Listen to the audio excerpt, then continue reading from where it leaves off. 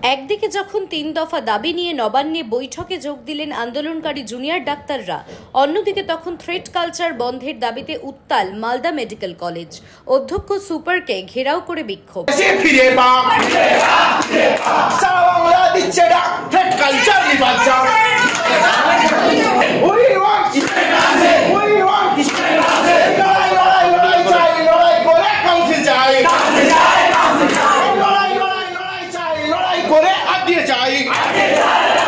প্রতিটা কলেজে আগে যখন পিএমসিপি ইউনিট ছিল, আগে যখন একটা ইউনিটে আধিপত্য চালিয়ে ছাত্রদের একাংশকে চরম নির্যাতন করা হয়েছে, তাদের ফেল করানো হয়েছে, তাদেরকে অস্ত্রে ডুম দেওয়া হয়নি, তাদেরকে হুমকি দেওয়া হয়েছে, তাদের গণতান্ত্রিক অধিকার কেড়ে নেওয়া হয়েছে।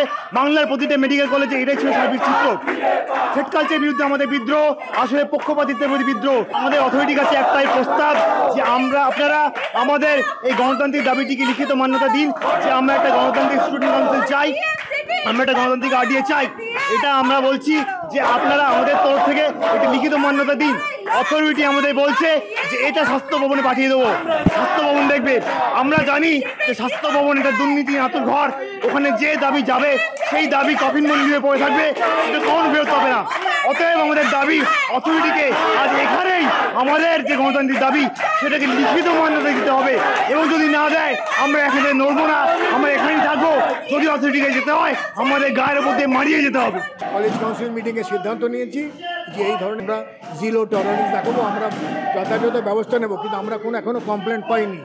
আর দ্বিতীয়ত কলেজ কাউন্সিলে যেন ওরা বলছে কলেজ ইউজি স্টুডেন্ট কাউন্সিল তৈরি, সেই বিষয়টা আমরা ঊর্ধ্বতন কর্তৃপক্ষের কাছে আবেদন করব। স্টুডেন্টস ইউনিয়ন বা কাউন্সিল কিছু এখন নেই, এখানে কিছু নেই, সেটা ফরমেশন করতে গেলে আমার ঊর্ধ্বতন কর্তৃপক্ষের।